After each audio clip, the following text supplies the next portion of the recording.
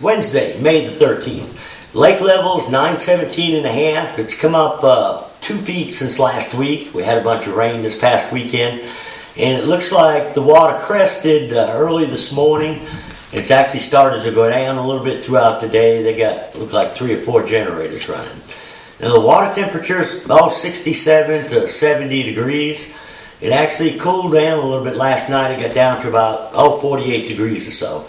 And it actually slowed the topwater bite down a little bit. Overall, the fish are biting really good. Lots of numbers of fish, a lot of different things happening. But I've had a real good topwater bite the last 4 or 5 days. And that with that water cooling down a little bit last night, I think it slowed it down a little bit. But I think the first hour or so, we still had 3 good keepers and a few shorts.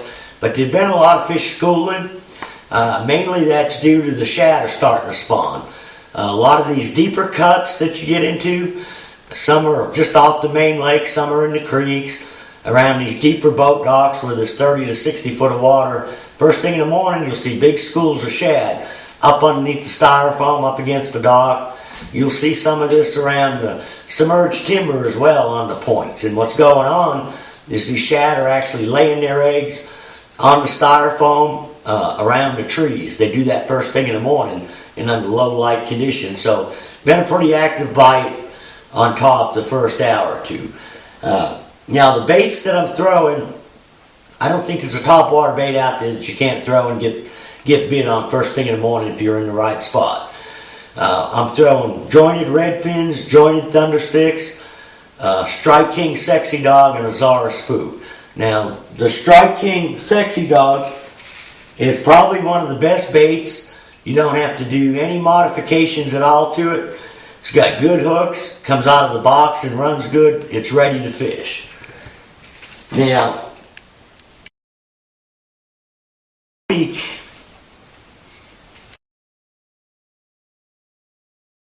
is the jointed redfin.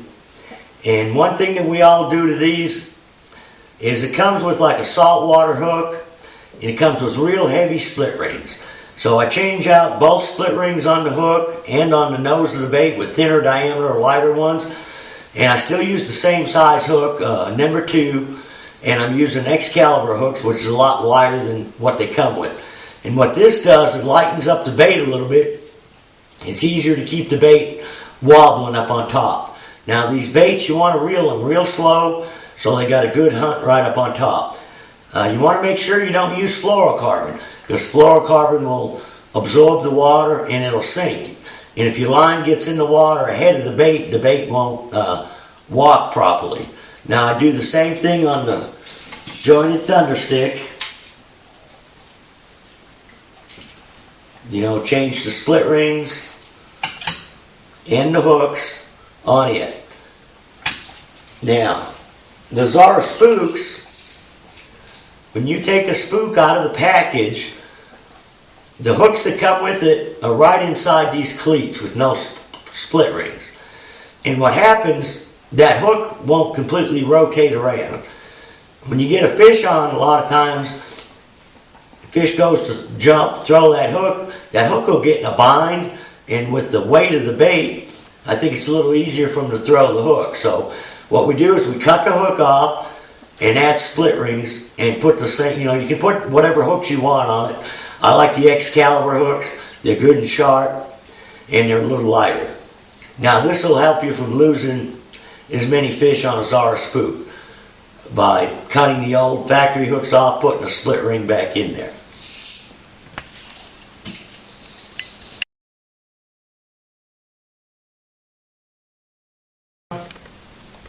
The Ned rig is still phenomenal if you want to catch numbers of fish. I'm talking 30, 40 fish a day. Pretty much stick with the Ned rig in the gravel pockets, some of the secondary points. You can use a little split shot in the same area. You can use a shaky head. You can use a little tube bait, like a green pumpkin or what they call puke color on the same type gravel banks. And now that a lot of these fish are done spawning, and there's still several more to spawn. Last few days, I've still seen fish paired up on beds. Still got a few more moving in, and that'll continue for a couple weeks. But where we've had fish spawning for the last 2 or 3 weeks, we've got some now that are backing out on the secondary points, starting to feed on a more regular basis. Now those you can catch on a top water when the conditions are right. You can catch them on a football jig, swim bait, and I've also started to catch some on a deep diving crankbait. Now I've been throwing a Strike King 6XD and a sexy shad and chartreuse shad. You know, a DD22 will work, a fat-free shad, DT16. You want something that'll get down there 14 to 16 foot. You want to set the boat in about 20, 25 foot of water. And ideally, you've got some brush or you got a point that's got some timber on it with a drop off. You want to kind of work them roll-offs. And in the same place, I'll also throw a football jig. Now, been starting to catch a little bit better fish. The biggest fish we had today was probably a little over 5 pounds, and it came on a football jig. We're throwing a 5/8 ounce green pumpkin with a little orange in them. And on this particular bait, I've got a Zoom Speed Craw for a trailer. Now, a lot of different jigs will work. You know, jewel jig will work, choppers jigs. I think the biggest thing is as long as it's got a good sharp hook and kind of a fine wire hook, because when you're fishing that bait down 15, 20 feet, that little smaller diameter hook, you get a better hookup with it. Now those fish are just going to get more and more out there. I'm not catching a lot of numbers of fish doing that on the crankbait and the football jig, but the fish are definitely better quality.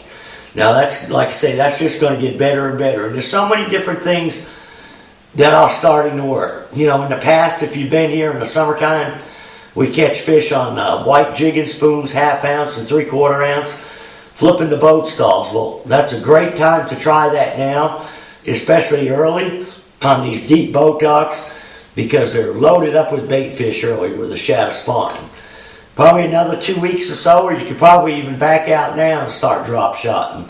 But that's something I probably won't do. You know, kind of Memorial Day is when they start to get on that, or if the spawn had progressed faster, there'd be drop shot fish out there now. And I'm not saying that there's not, but I don't think there's a lot of fish out there right now. They're still in transition. So, you know, a lot of things going on. I know there's a Oakley big bass deal going on this weekend. You know, there's going to be a lot of good, you know, bigger fish are getting a little bit more, they're a little bit easier to catch right now than they were a week or two ago. So, I mean, if I was to go out and try to catch a big fish, I'd probably keep a top water in my hand, jig, and a deep diving crankbait. Now, I have been catching fish on a lot of these same secondary points where I'm throwing a football jig and Ned rigging, been catching them on a wigglewort and a Spro rock crawler. Now, the rock crawlers have been real hard to find, but I talked to the guys at Sportsman Factory Outlet today, and they got their shipment in, I think, Monday. So they've got 5 or 6 different colors and a pretty good assortment right now for as long as they last. But what's good about that Spro is it gets down, that rock crawler, it'll get down 3 or 4 feet deep, deeper than the wigglewort. It's not as susceptible to, you know, when we get this little green moss like we've got right now. If you get that on a wigglewort, the bait runs up sideways, you got to get the bait in, clean it off. You get any on the hooks the same way. Well, the Spro can pick up quite a bit of trash on it before it'll start to run funky on you. So it's a really good running bait right out of the package. Got good hooks, nothing you got to change on it. So till next week, good luck, good fishing.